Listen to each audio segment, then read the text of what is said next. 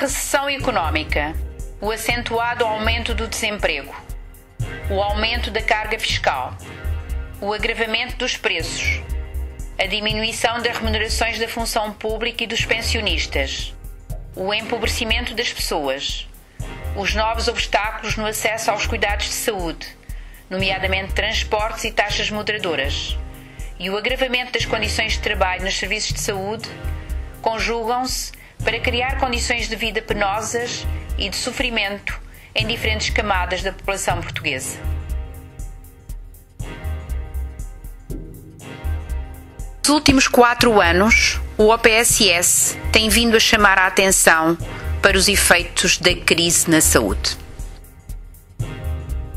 E em 2012, fomos à rua ouvir as pessoas.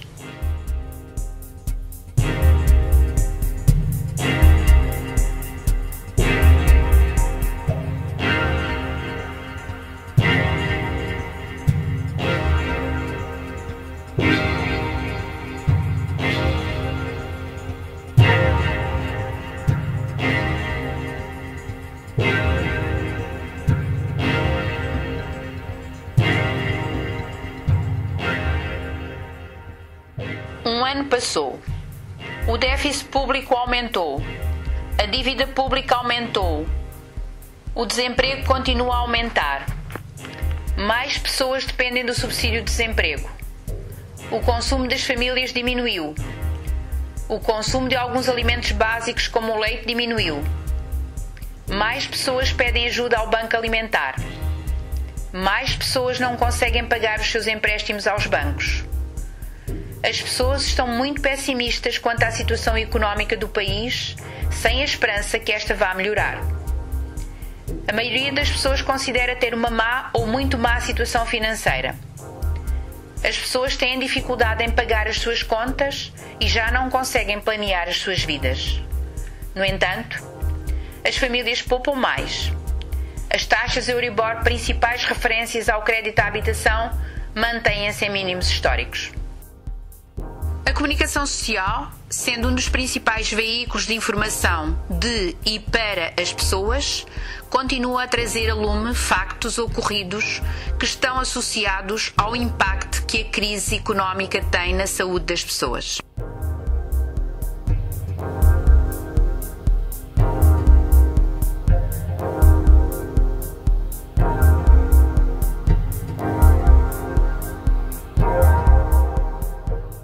Por tudo isto, mais uma vez, este ano, quisemos ouvir neste caso peritos e profissionais de saúde que trabalham em proximidade com aqueles que utilizam o sistema de saúde.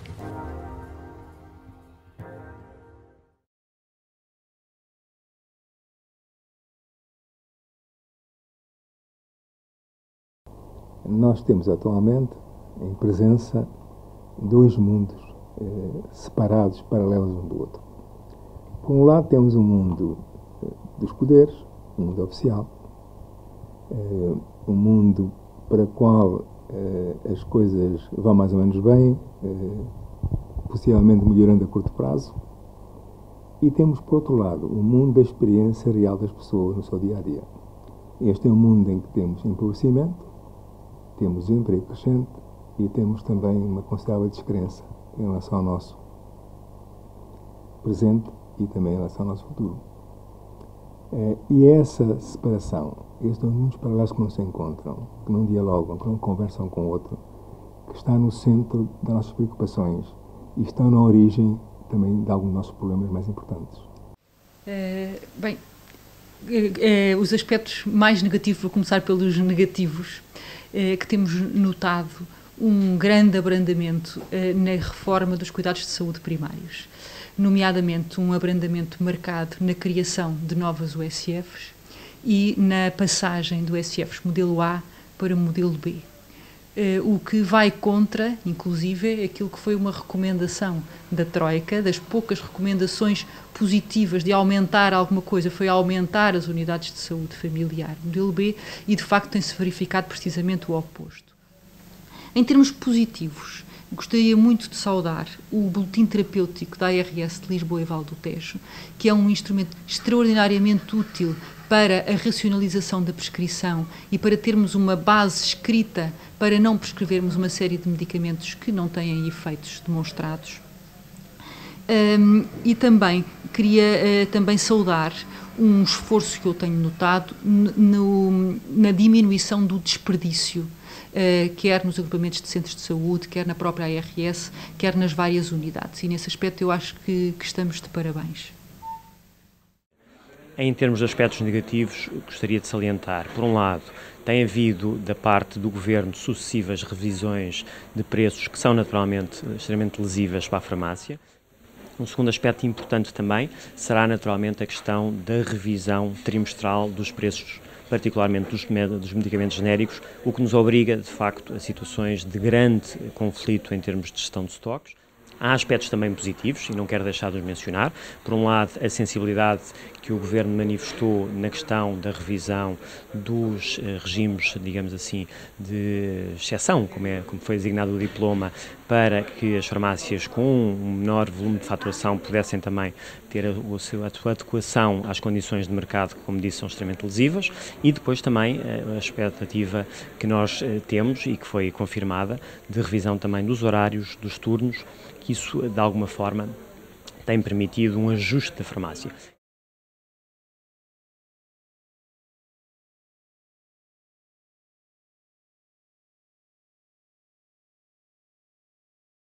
A dita crise influenciou os portugueses, obviamente, de várias maneiras, e nota-se isso nas nossas consultas. Na realidade, nós vivemos, no meu entender, um tempo de uma abundância fácil e que não correspondia à realidade.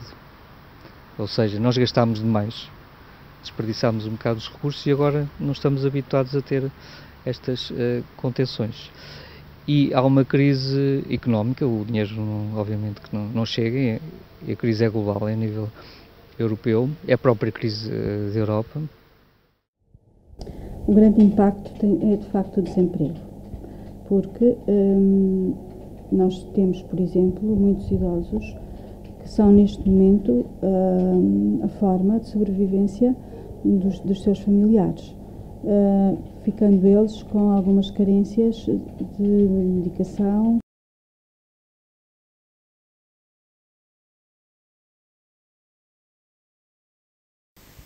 Bem, se eu tivesse algum tipo de poder, começava por cumprir aquilo que a Troika estipulou em relação aos cuidados de saúde primários.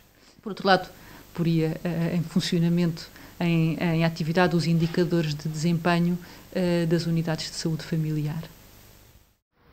O sistema é muito complicado, não há medidas mágicas e implica a motivação de todos e que as pessoas trabalhem em conjunto e que não se andem permanentemente a guerrear. No meu entender, o problema principal é um problema de gestão, e de gestão a vários níveis. Por exemplo, liderança. Nós temos de ter líderes fortes, que motivem as pessoas, que sejam honestos. Seguramente o sistema de saúde vai ser um sistema diferente no futuro do que é hoje.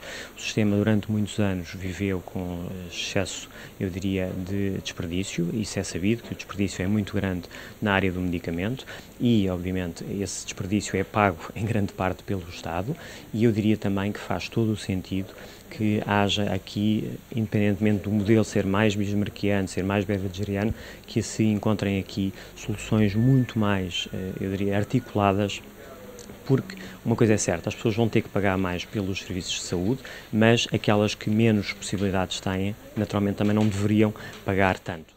O Sistema Nacional de Saúde tornou-se, nos últimos 30 anos, um património de todos os portugueses. Foi construído por eles, foi pago por eles. Deles esperam beneficiar.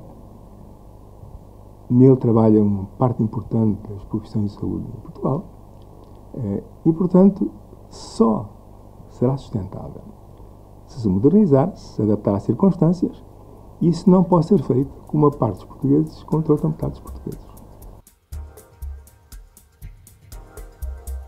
E, concretamente, no que diz respeito ao acesso aos cuidados de saúde.